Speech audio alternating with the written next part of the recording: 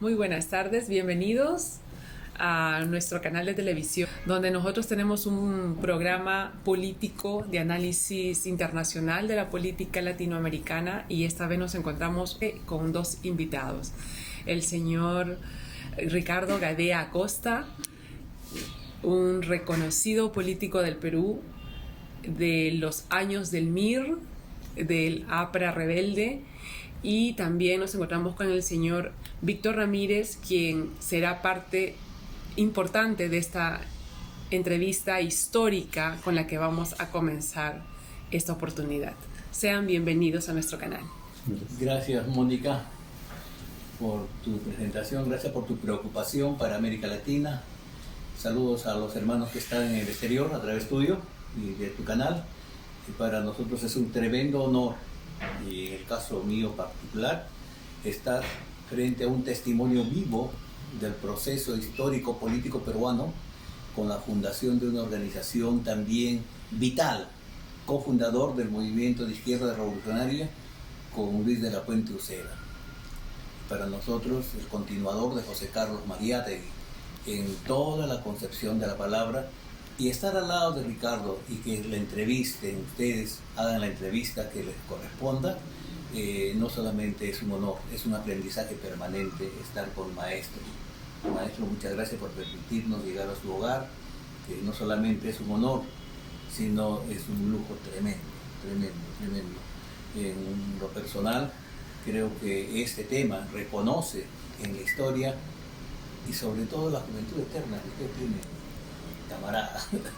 Hay un libro, con esto quiero centrar, un libro hecho por Ricardo, es El MIR Histórico, Luis de la Puente Uceda y Guillermo Lobatón, a los 50 años de inicio de la acción guerrillera en el Perú, con las guerrillas Tupac Amaru en el centro y Pachacútec en el sur. Aquí en este libro hay un concepto importantísimo que yo quiero dar a conocer respecto a lo que dice Ricardo sobre estos 50 años pasados en el 2015. Obviamente ahora hay que sumarle 7 años más, ¿no? Estamos hablando 50, 62 años más, ¿no? Entonces, sin embargo, es tan válido para que también llegue al exterior y pudiéramos darle todo el peso que tiene este libro en la historia peruana y sobre todo en la historia revolucionaria latinoamericana, sin calco ni copia. Dice Ricardo Gadea, dice lo siguiente: a inicios de este año, se refiere al 2015, a inicios de este año 2015, varias organizaciones populares, militantes de izquierda, intelectuales y artistas populares constituimos esta comisión para impulsar la conmemoración del 50 aniversario de la gesta guerrillera de 1965. Asumimos este fraterno compromiso con Luis de la Puente Uceda, Guillermo Lobatón, Máximo Velando, Paul Escobar, Enrique Amaya, Rubén Tupayachi, Floirán Herrera, Victoria Navarro y todos los comandantes guerrilleros del MIR. Su ejemplo es entrañable y fundamental en la identidad política revolucionaria de la izquierda peruana. Esa es la esencia. Esa es la esencia y es el aporte de Ricardo Gadea, escrito, testimonial, que va a permitir en adelante para los jóvenes como otros seguir luchando en un espacio que necesita el Perú limpiarse de muchas atrocidades, de mucha vergüenza, de mucha corrupción, de mucha traición, y que los militantes del MIR de entonces y de hoy y en adelante seguramente los van a ver con mucho sentimiento, van a ver y van a encontrar en sus maestros ética, moral y limpieza, entrega de la vida, sin corrupción, sin mancha.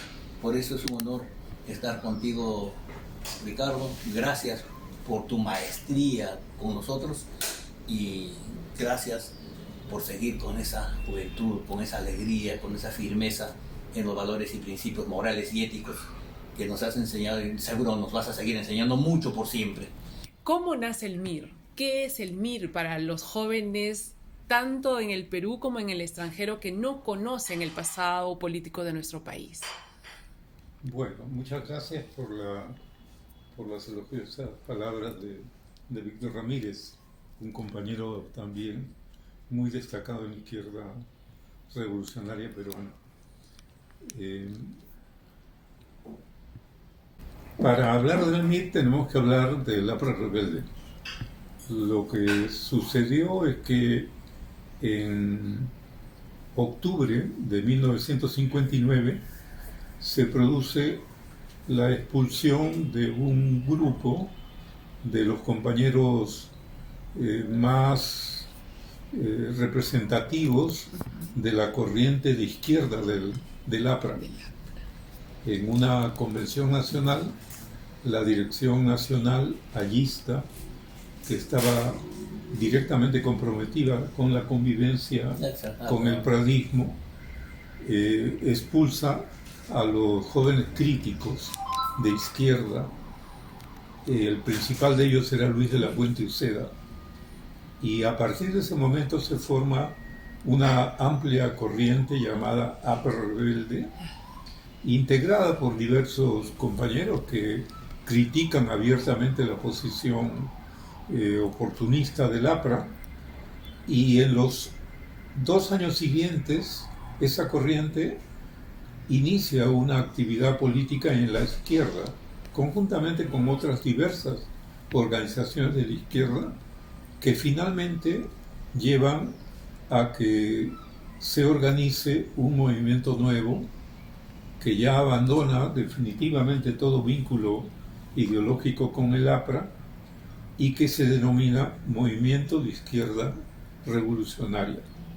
Nosotros tomamos el nombre de un MIR venezolano que había surgido de una manera parecida de una escisión de Acción Democrática, ¿no? Que era un partido parecido al APRA. Y a partir de ese momento se generan en América Latina varios MIRes, el MIR de Chile, el MIR de Bolivia, ¿no? Hay varias corrientes, incluso en Ecuador. El MIR peruano es una organización nueva basada en el marxismo, que es el pensamiento más avanzado de la época sobre las ideas revolucionarias, muy influido por la experiencia inédita en esa época de Cuba. Pues nosotros consideramos que Cuba demostraba la posibilidad real de una revolución en América Latina y que era posible liberarse de la dominación norteamericana en la región, muy fuerte históricamente, y se podía construir una sociedad mejor, con mejor educación, con mejores servicios de salud pública, con sistemas más avanzados de seguridad social, y además contábamos con los inmensos recursos con que cuenta históricamente nuestro país, que son las materias primas de las que ha vivido siempre. El MIR jugó un papel histórico importante, dirigido por Luis de la Puente Uceda.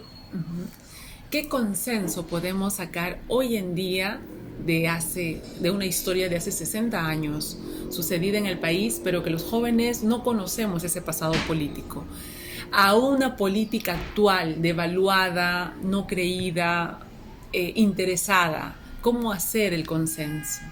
Sí, yo creo que lo fundamental es que,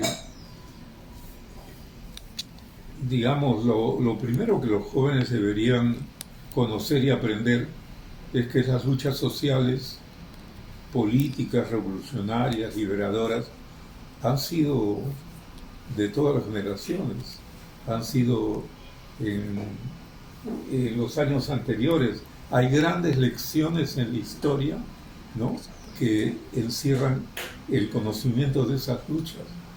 Y revolución que no se conoce no deja enseñanza, pero revolución que se conoce puede generar una nueva revolución. Esa es la historia. La historia es liberadora si recupera esas grandes enseñanzas que ha hecho el propio pueblo. Yo creo que esa es la mayor riqueza de las luchas sociales de las generaciones anteriores. Hablando del MIR, pues hay que recordar que el MIR protagonizó una lucha extraordinaria en la década de los 60, ¿no? Y jugó un papel decisivo en que la época de los grandes latifundios y los grandes señores semifeudales que vendían las haciendas con indios y todo, pasara a la historia. Porque los propios militares que dieron el golpe el año 68, pues tuvieron que aplicar el programa de los guerrilleros. Si me permites, Mónica, Sí, para completar lo que dice Ricardo, aquí un texto escrito por él dice cómo es el MIR dentro de América Latina como una nueva izquierda. Dice lo siguiente: el MIR llamó a la formación de la nueva izquierda para retomar las tareas revolucionarias. Esta definición la asumió Luis de la Puente Uceda con absoluta entrega y plena lucidez. Una nueva izquierda que, siguiendo el ejemplo de la Revolución Cubana y esclarecida en los documentos de la polémica chino-soviética, no tiene más miedo de restaurar el orden del día, esta consigna por tan largo tiempo hábilmente postergada, la lucha por la toma del poder. Y termino con esto. El pensamiento diáfano de Luis de la Puente Uceda sobre la necesidad histórica de la revolución conserva plena vigencia. Dice Luis de la Puente Uceda: ha pasado la hora de la economía capitalista, perfeccionadora de la explotación del hombre por el hombre. La burguesía peruana llega tarde a la historia. Ella no es dueña ni de su propio mercado. Tan solo las masas, que no tienen interés en seguir manteniendo ningún régimen de explotación, serán capaces de enfrentarse a la oligarquía y al imperialismo hasta sus últimas consecuencias. Esta es la hora de los pueblos, esta es la hora de la revolución socialista. ¿Cuáles eran los objetivos de esos movimientos revolucionarios de los 50, 60 en el país? Claro, en primer lugar, efectivamente tomar el poder, hacer una revolución antiimperialista, es decir, liberar al país de la dominación norteamericana,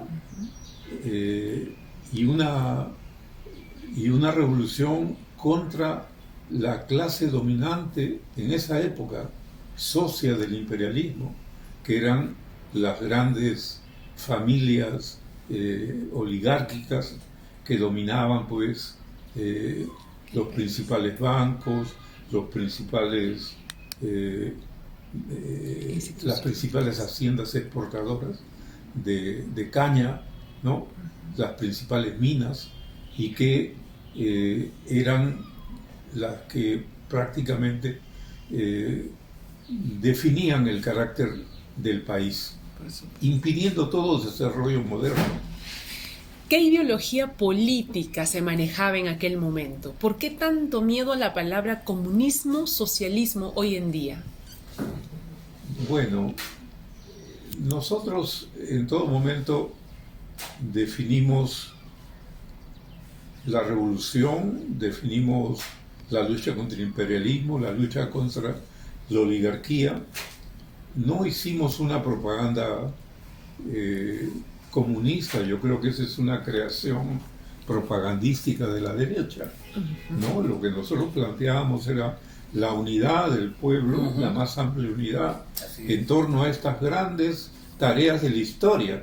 ¿Cómo desarrollar el país si el país estaba bloqueado en su desarrollo por una oligarquía totalmente atrasada, fuera de época, donde, por ejemplo, en las grandes haciendas de la sierra no había ni siquiera trabajo rentado, no eran trabajadores, no tenían derechos sociales, no tenían sueldo ni salario, no había relaciones capitalistas de producción.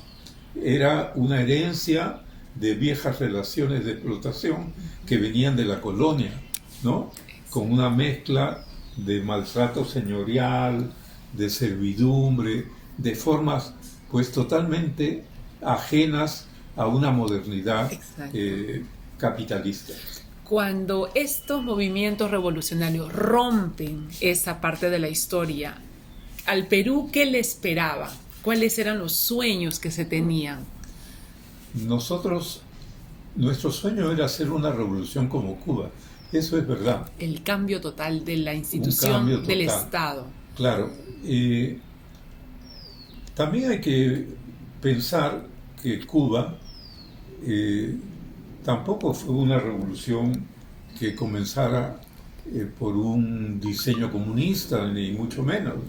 Era una revolución a partir de un partido que había logrado desarrollar poder a través de la guerra interna que se desarrolla en Cuba y que al llegar al poder tiene que resolver las grandes tareas de ese país, la reforma agraria, la recuperación de su capacidad de decisión en los aspectos básicos económicos, políticos, ¿no? Y entonces se vuelve cada vez más una revolución que choca con los intereses de Estados Unidos. Ni siquiera podríamos decir que la revolución ya haya querido enfrentar a Estados Unidos. Estados Unidos comienza a aplicar medidas contra Cuba hasta llegar a una invasión, frente a lo que Cuba no tiene otra alternativa que defenderse y luchar. Nosotros soñábamos con que nuestro pueblo también pudiera encontrar un espacio en la historia y en el desarrollo para hacer feliz a la gente peruana. No era una idea comunista romántica, ni mucho menos. Nuestro compromiso era con nuestro pueblo. Permíteme, Ricardo, afirmar lo que tú dices y lo haces con toda nitidez aquí en el libro. Y dices lo que nos queda del ejemplo de la guerrilla del MIR del 65. Dice lo siguiente: los guerrilleros del 65 se alzaron contra un sistema, combatieron por abrir paso a una nueva sociedad. 50 años más tarde, se refiere al 2015, su ejemplo perdura, sigue en pie la consecuencia, el ejemplo ético del MIR, la fidelidad del compromiso, la unidad entre la teoría y la acción revolucionaria. De la Puente es el legítimo continuador de José Carlos Mariátegui. A 3 décadas de la temprana muerte de la Mauta, Luis de la Puente Uceda retomó las banderas del socialismo peruano, sin calco ni copia.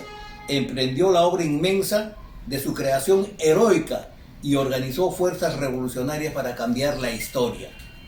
Finalmente dice: jamás de la Puente ni el MIR histórico cedieron su independencia política e ideológica ante los modelos imperantes en el movimiento comunista internacional. Esto es lo que afirma, entre otras cosas, para la historia escrita por Ricardo. Entonces, señor Ricardo Gadea, regresando a ese legado que han dejado grandes representantes de Latinoamérica, ¿quiénes son esos líderes políticos en los que el MIR y el político de hoy en día en el Perú tendríamos que referirnos? Para el MIR, en primer lugar, Luis de la Puente Uceda y Guillermo Lobatón. Ellos fueron los grandes abanderados, dirigentes, tanto teóricos como prácticos, de ese movimiento revolucionario. Un auténtico movimiento revolucionario que ha influido en el curso de la historia siguiente. Eso por una parte, pero en la historia peruana no solamente existen estos ejemplos, hay otros también que el pueblo no debe olvidar, ¿no? En primer lugar, José Carlos Mariátegui, ¿no? Un hombre extraordinario, ¿no? Mariátegui, un hombre que no cumplió 40 años y que dejó una inmensa obra escrita con un nivel tan alto como el pensamiento imperante en Europa y que digamos, hasta hoy nos sigue planteando un ejemplo de cómo se puede pensar profundamente en los problemas de nuestra sociedad, de nuestro país, ¿no? Ricardo pone la precisión y el punto en la realidad actual, por ejemplo. Y es sorprendente que este libro que tú escribes, y que el libro en todo caso planteado hace 7 años atrás, Sí. dices lo siguiente, dice: incluso en los periodos de relativa paz social, es frecuente que en las protestas de las comunidades en defensa de sus recursos naturales y de su medio ambiente, ante la multiplicación del extractivismo minero, petrolero, gasífero, maderero y otros, se produzcan cuantiosas víctimas de las poblaciones locales andinas y amazónicas. Lo hemos visto durante el presente gobierno, se refiere a aquel entonces, y obviamente posiblemente el que actual, en Conga, Tía María y Las Bambas, por citar algún caso. Esto es un tema importante de la vitalidad con que se escribe aquel entonces, y lo dice con toda precisión Ricardo, que nos permite. Ayer hemos sufrido estos días una pena, la agresión total, brutal contra las comunidades de las Bambas, ¿no? Horrible, pero en fin, aquí está dicho esto por Ricardo. Señor Ricardo, entonces esa visualización de lo que tenemos en el país, los problemas son crónicos. ¿Cuál es el futuro del país con los políticos actuales? Ya sean los que nos gobiernan hace 10 años con el libro que tiene una visualización del futuro, y para los jóvenes que estamos buscando reconstruir la política en el Perú.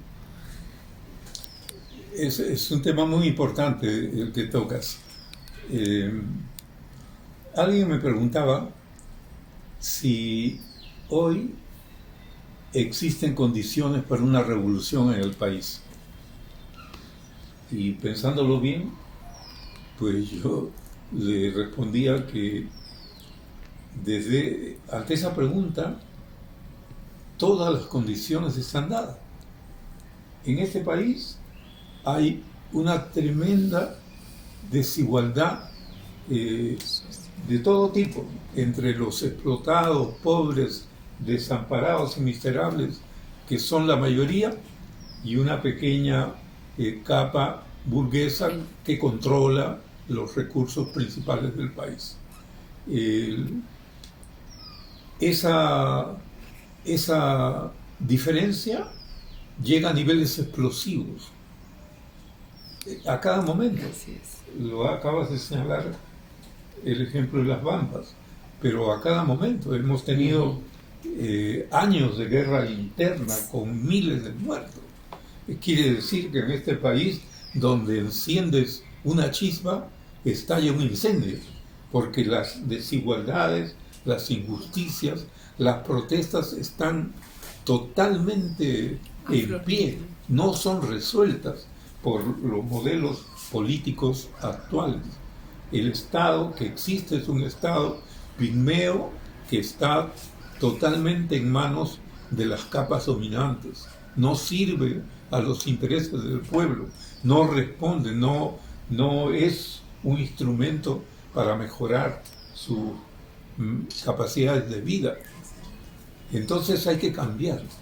La gran respuesta es que en este país, para que no ocurran desafortunadamente estallidos que no dejan nada en pie, es preferible hacer un cambio organizado y profundo, responsable, que permita construir un país con menos injusticias, un Estado con más sentido de la realidad, y que permita que las mayorías populares, como lo dijo en su momento Castillo, pues no haya pobres en un país tan rico.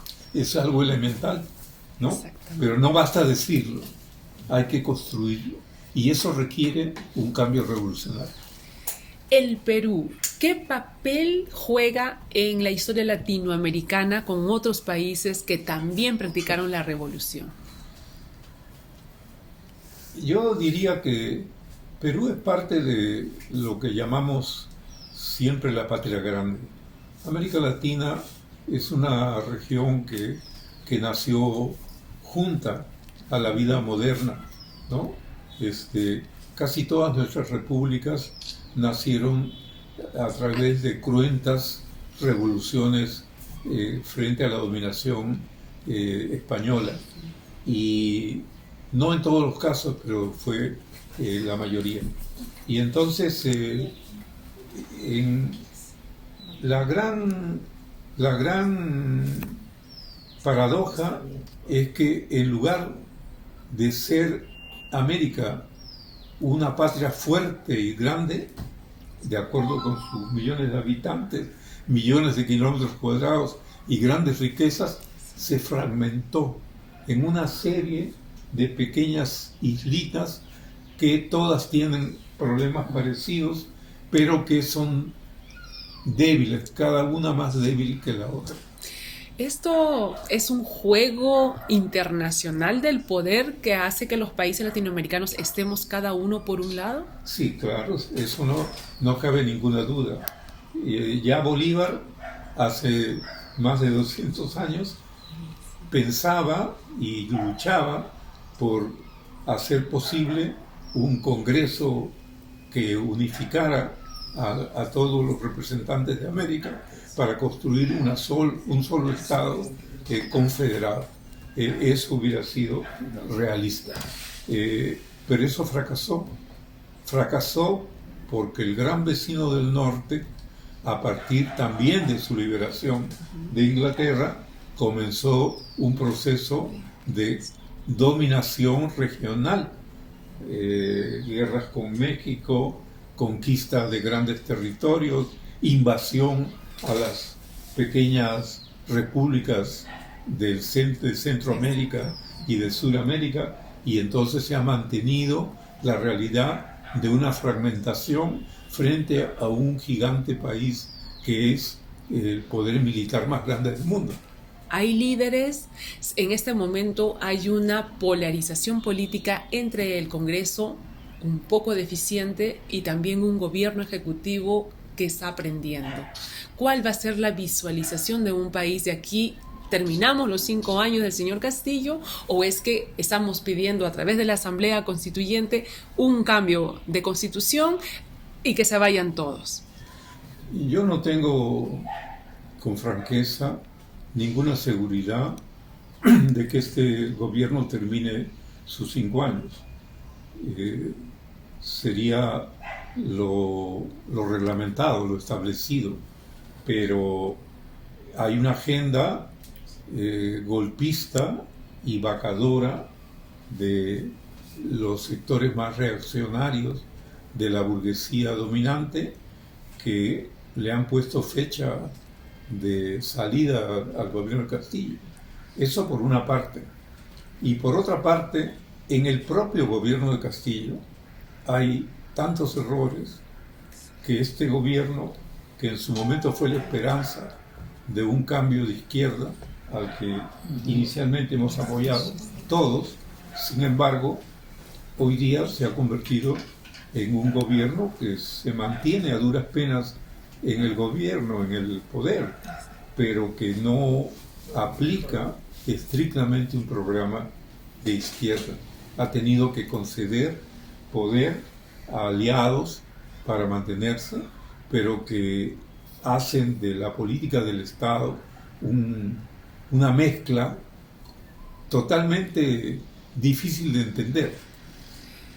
El país cuenta con un proyecto político a largo plazo que no tenga que ver con caudillos que llegan al gobierno cada 4 o 5 años. Yo, a su vez, creo que no. En primer lugar, porque en Perú la derecha no ha resuelto su crisis. Hay una crisis profunda, terminal, de sistema en la burguesía peruana. ¿Por qué razón? Porque uno a otro, todos los partidos principales de la derecha se han vuelto parte de los grandes escándalos de corrupción. Por tanto, han quedado desautorizados sus principales líderes. El caso de Alan García, que se ha suicidado en medio de las investigaciones, de Toledo, que está rogando para que no lo traigan preso de Estados Unidos a Perú, o Jan Tumala, que está también juzgado, aún de la exalcaldesa Susana Villarán, ¿no?, de Lima, Susana Villarán, etcétera. Es decir, la derecha no tiene representantes, y es por eso que en las últimas elecciones su representante fue la líder más corrupta de toda la propia derecha. Es decir, la derecha está en crisis, no tiene líderes, no tiene representantes, no tiene partido, no tiene programa, no tiene ningún programa. Los llamados digamos, al capitalismo de mercado, que son propios del neoliberalismo, no los cree ni el propio Kuczynski. Así es. ¿No es cierto? Porque al final todos ya en el poder se dedican a amarrar las licitaciones, a ganar dinero con las trampas fiscales y a robar. Entonces podríamos decir que esta situación de corrupción generalizada que se está dando en todos los estamentos, no solamente del Perú, sino también en diferentes países del mundo, es el sistema el que está caducando. Ya no son solo las personas. Sí. ¿Cuál es la alternativa? ¿El socialismo? Sí, pero hay que ponerle algunos peros, porque la izquierda peruana tampoco ha sabido, hasta ahora por lo menos, emerger como una clara alternativa frente a la crisis de la derecha. La izquierda peruana, por su parte, tampoco ha logrado cohesionarse lo suficiente, formar una cantidad de cuadros técnicos, teóricos, políticos, y no ha logrado diseñar un programa de transformación ordenada del país, justamente para que no sea fatal una guerra entre peruanos. Ojalá fuera posible ponernos de acuerdo con un programa de cambios profundos. ¿Cree usted en un acuerdo nacional? Yo creo que todos los acuerdos nacionales son positivos mientras no se alineen con los intereses de las clases dominantes, ¿no? A veces hay coyunturas donde los representantes del acuerdo nacional, en su ánimo de defender la democracia, se sitúan demasiado cerca de los intereses dominantes de la propia burguesía, y en ese caso dejan de ser un acuerdo nacional. Pero por lo demás, por supuesto, ojalá fuera posible tender puentes para que los representantes de los distintos sectores populares podamos entendernos. ¿Cree usted en el cambio de la constitución política del país? Yo creo que es absolutamente necesario, pero tengo total desconfianza respecto a que el Congreso apruebe la necesidad de una consulta sobre la constituyente, y dos, también no me hago ilusiones con respecto a que de una elección de constituyentes se elija en una mayoría a representantes populares que quieran hacer cambios adecuados para el país. Temo que la derecha pueda utilizar su dinero para impedir esa vía.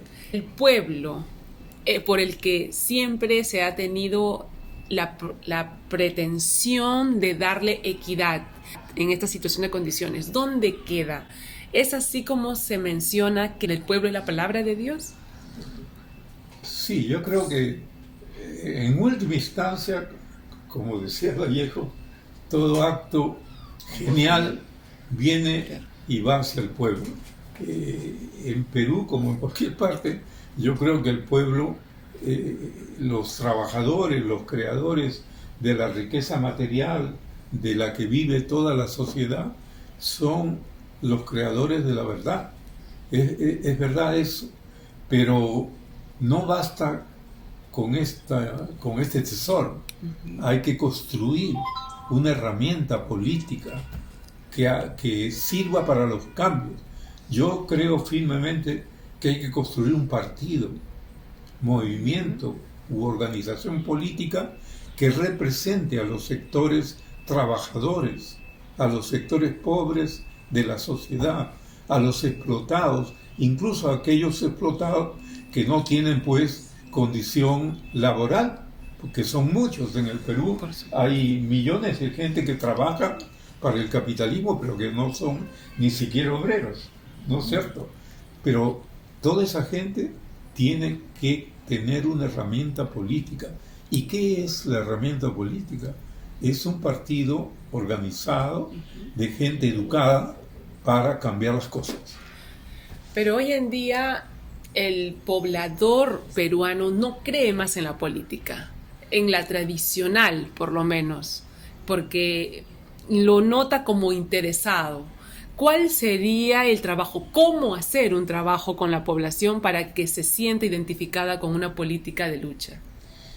Lo que señalas muestra la habilidad de la política imperialista, porque justamente el imperialismo ha invertido mucho dinero para que la gente no guste de la política, para que la gente vea otras cosas que son interesantes, pero que a la política la repudie, y para que se busquen otros modelos que el pueblo considera propios, ¿no? Desde la farándula, el fútbol, o lo que fuere.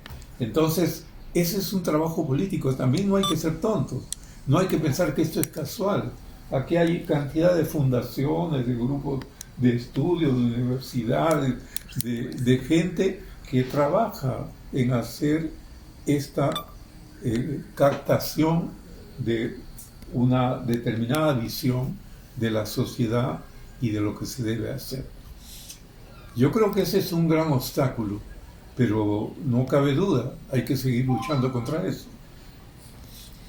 A ver, si me permites escuchar al maestro, por favor, es entender el futuro, es entender la esperanza de cómo cambiar el país, de cómo contribuir a América Latina a la patria grande.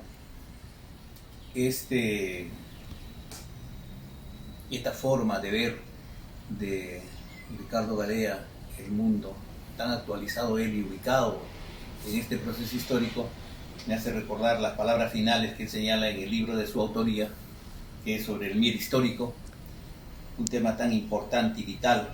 Dice: los guerrilleros del 65 asumieron la violencia de los oprimidos frente a la violencia de las clases explotadoras, sin caer en una desviación terrorista. Se levantaron contra el sistema y soñaron con una sociedad democrática, con desarrollo sustentable, sin explotados ni explotadores, y con equidad de género, que garantizara los derechos básicos de todos y todas. Ese sueño liberador de nuestra esperanza para el futuro socialista de todas las sangres estará vivo mientras subsista la cruel explotación capitalista. Luis de la Puente Uceda, Guillermo Lobatón y los guerrilleros del año 65 son los profetas de esa aurora. Es decir, la limpitud, la limpieza total, ética y moral de quienes entregaron sus vidas por hacer de este país una perspectiva de esperanza y de progreso, siguen vivos. Y obviamente, a pesar de que aún quienes han luchado en los últimos tiempos, muchos de nuestros compañeros se encuentran presos, sufriendo cruel tortura en esa prisión horrible de la base naval, estamos siempre prestos a dar nuestra esperanza. Hoy la política está manchada, hoy la política está realmente maltratada, cuando debiera ser el factor que eleve nuestras vidas y nuestros espíritus y nuestra entrega. En eso, el maestro Ricardo Garea, su limpia trayectoria y su firmeza hasta hoy enseña y nos deja una gran esperanza, maestro. nos deja usted una gran esperanza y además un gran compromiso de hacer que los jóvenes retomen muchos conceptos, sobre todo éticos y morales. No tomar el Estado como un botín, sino como una forma de hacer felices y tener el progreso en nuestro país para todas las clases más explotadas. Gracias, maestro, por escucharlo, por sus lecciones siempre. Esto es un homenaje en honor suyo. Esta entrevista va a ser importantísimo para todo lo que venga después. Bueno, muchas gracias. Señor Gadea, para terminar, nos gustaría saber, ¿está usted interesado en retomar la política activa del país, dando pelea en un partido político como candidato? No, como candidato creo que ya no es ni conveniente ni deseable obstaculizar la participación de gente más joven, ¿no? Que tiene que desarrollar sus capacidades.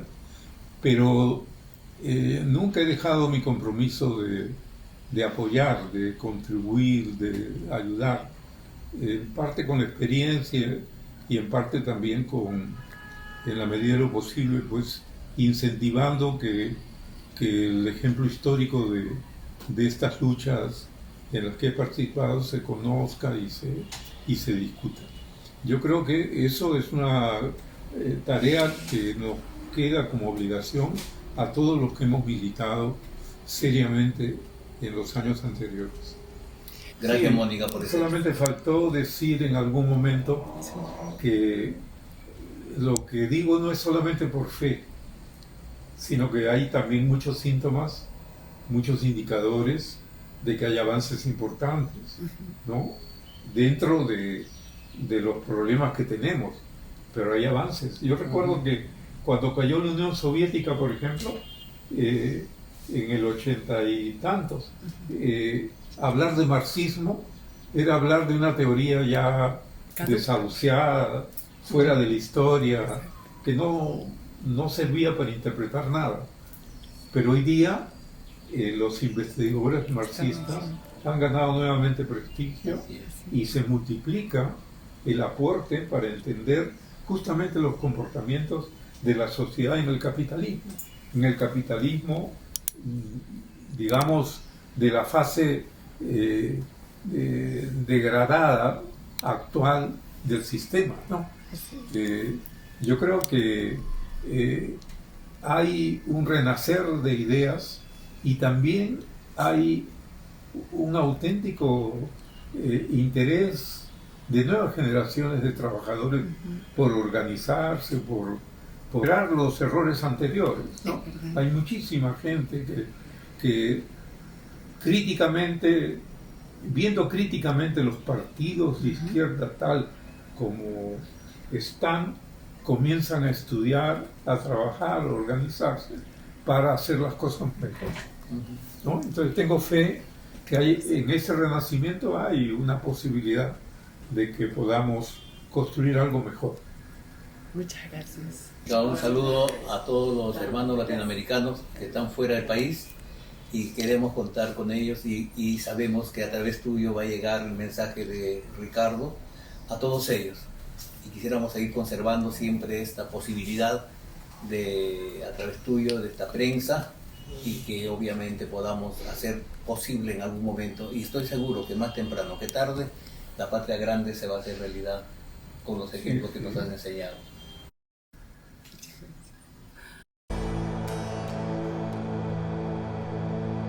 No quiero terminar la entrevista sin hacer referencia a esa maravillosa foto que tiene usted atrás con el líder latinoamericano Che Guevara. ¿Cuál era la relación que tiene usted? ¿Cómo lo conoció? Y cuéntenos alguna anécdota personal. Bueno, yo tenía 20 años, ¿no? En 1960, como parte de mi propia evolución como simpatizante, como joven de izquierda, más o menos comprometido, ¿no? En la Argentina, donde yo estudiaba, hice todo lo posible por viajar a Cuba. De Argentina dejé mis estudios de periodismo y me vine a Perú, y de Perú me fui a La Habana, donde mi hermana vivía. Yo tenía esa ventaja. Entonces llegué a mediados del año 60 a la casa de Hilda. Hilda era una persona que yo había conocido mucho hasta los 7 años de edad, pero luego ella desapareció porque fue deportada, ¿no? Yo la dejé de ver hasta cuando tenía pues ya 16 años, 17 años, cuando ella ha regresado a Lima después ya de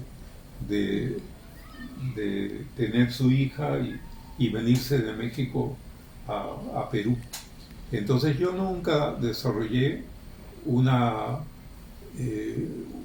no he vivido mucho tiempo con ella, pero al regresar a La Habana me fui a vivir a casa de ella. Y entonces mi primera sorpresa fue que a las 24 horas que yo vivía en La Habana, conocí al Che, porque el Che venía a visitar a su hijita, ¿no? La hijita vivía con Hilda y el Che venía cuando se sentía muy cansado por las tardes, siquiera un par de veces a la semana, venía con su pequeño equipo y se sacaba la camisa, se ponía en la sala a ver televisión con la chiquita, con otros chiquitos vecinos con los cuales se juntaba, y como yo estaba en la casa, entonces nos hicimos amigos. Nos hicimos amigos no políticos, sino familiares, digamos, porque yo no tenía pues ni experiencia ni representación para ponerme a hacer nada político, pero sí yo había vivido en la Argentina, había conocido a su padre. Su padre era el representante del 26 de julio en Argentina y Uruguay. Claro, yo había apoyado ese comité, entonces yo conocía algo de cómo estaba la Argentina, y él me preguntaba, pues, ¿qué pensás de esto? ¿Qué pensás de lo otro? Y además hubo un punto donde nos encontramos de común acuerdo y con plena identidad, el ajedrez. Claro, porque él era un apasionado del ajedrez y yo era un buen jugador en ese momento. Claro, yo había aprendido a jugar, ¿no? Y ya en ese momento era capaz de jugar con él, de igual a igual, ¿no? Entonces, claro, él me decía, bueno, yo jugador, no soy jugador, me dice. Porque yo le pregunté, pues no, yo sabía que él era jugador, pero me dijo, no, ya no soy jugador, ex jugador, porque no tengo tiempo, no puedo dedicarme al juego, estoy con las tareas hasta la coronilla, pero vivía, era apasionado en el juego y le gustaba hablar, comentar, discutir todo lo que se refería a ajedrez. Digamos que el momento que tenía conmigo era como un momento de relax, ¿no? Porque claro, él no estaba trabajando, él estaba saturado de trabajar y venía un par de horas por la tarde a ver a su hijita, y de paso conversaba yo con él, pues, ¿no? Que no tenía tampoco nada que hacer en un primer momento. Ya después se perdió esa isla de confianza, porque yo ya comencé a ser atrapado dentro de las clases de la universidad, ya dejé de estar en la casa de Hilda, me fui a la beca, ¿no? Y ya nuestras, digamos, relaciones con el Che fueron más esporádicas, ¿no? Pero en esa primera época tuve esa buenísima experiencia, ¿no? ¿Y por qué cree que se convirtió en el personaje abanderado de Latinoamérica hacia el extranjero? Porque lo visualizan como una figura política muy importante fuera de Sí, yo también me he preguntado eso, ¿no? ¿Qué cualidades tenía él? ¿Cómo era él? un buen conversador. O sea, era un hombre que había leído mucho. En eso nos parecíamos. Él de un nivel infinitamente mayor que el mío, pero yo también cuando era niño, yo soy menor 10 años de mis hermanos. Entonces cuando yo era chiquito, tenía todos los libros y las revistas heredadas de ellos, pero ellos ya no jugaban conmigo, entonces yo leía todo. Entonces cuando yo fui a la escuela, ya no aprendí a leer en la escuela, yo aprendí a leer y a escribir solo, y no necesitaba estudiar porque había leído todo lo que podía, ¿no? Desordenado, así, ¿no? No tenía, bueno, el Che era así, un lector desordenado, pero muy comprometido, en el caso de él posiblemente por el asma, porque él sufría de una enfermedad que lo limitaba. Cuando estaba enfermo tenía que guardar cama, guardar tranquilidad, y leía como loco. Él mismo me lo decía, todo, o sea, lo que le preguntaras, él leía todo desordenado, pero leía muchas cosas. Ahora bien, el Che tenía cultura, tenía curiosidad. Él, si había viajado, era porque quería conocer la realidad. No quería que le cuenten, no quería leerlo, quería verlo. Tenía eso. Y viajaba porque sus padres decían que debía cuidarse, que no debía viajar porque tenía el asma, ¿cómo era posible? Entonces él hacía la contra, viajaba. Que no subas el cerro, él subía el cerro, ¿no? Aunque se quedara asfixiándose en la mitad, él decía, lo importante es intentarlo, no solamente cumplirlo, ¿no? Entonces yo creo que lo que lo hace especial es ese tipo de cultura multifacética, esa capacidad de analizar un problema, pensarlo y ser exigente. El Che era muy exigente. Yo recuerdo que los cubanos le tenían miedo, sus ayudantes le tenían miedo. ¿Por qué? Porque si le decían sí, el proyecto va muy bien, él preguntaba, ¿no? Distintas cosas del proyecto. No era posible contentarlo con que sí, todo va bien, no te preocupes. No, él era exigente y se daba cuenta que le querías pasar por encima, ¿ya? Entonces, eso es una gran parte de su encanto. Y la otra cosa importante, bueno, él era muy apuesto, muy audaz, muy valiente. Él sí decía, yo voy adelante, ¿no? No necesariamente todos decimos lo mismo, ¿no? Todos podemos ir, pero no. Él era capaz de decir, no, conmigo cuenten, ¿no? Entonces, esas cosas. Y entonces eso le granjeó un respeto desde la experiencia de la Sierra Maestra. Además, siendo médico, él era un cuidadoso curador de sus compañeros, que le tuvieron siempre enorme confianza. Entonces era otro aspecto, ¿no?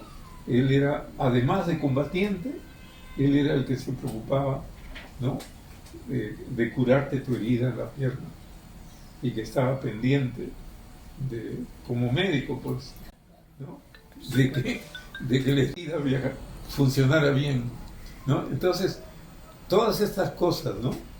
Lo de apuesto tiene su sentido porque en las fotos era muy fotogénico, y entonces el Che tenía la capacidad que no todos tenemos, ¿no? De alzar el brazo y decir una cosa y quedaba perfecto, como una imagen, ¿no? Eso tenía, de manera natural, no era posada ni nada, era, ¿no? Algunas personas tienen esa cualidad. Muchísimas gracias, señor Gadea, por esta entrevista. Muchísimas gracias por compartir con nosotros sus experiencias y esa sabiduría política que ha almacenado con los años para nosotros los jóvenes que queremos un país diferente. Muy bien, bueno, encantado de ser útil y cuente conmigo en cualquier otro momento, con todo gusto, en lo que podamos colaborar con el programa vuestro en Alemania, en Europa en general. Ahora mismo le voy a decir, lo mandaré ahora mismo, en una hora, una media hora. Cuenten conmigo y Está bien, podemos media hora todavía es posible. seguir en diálogo. Muchas gracias. Muchas gracias.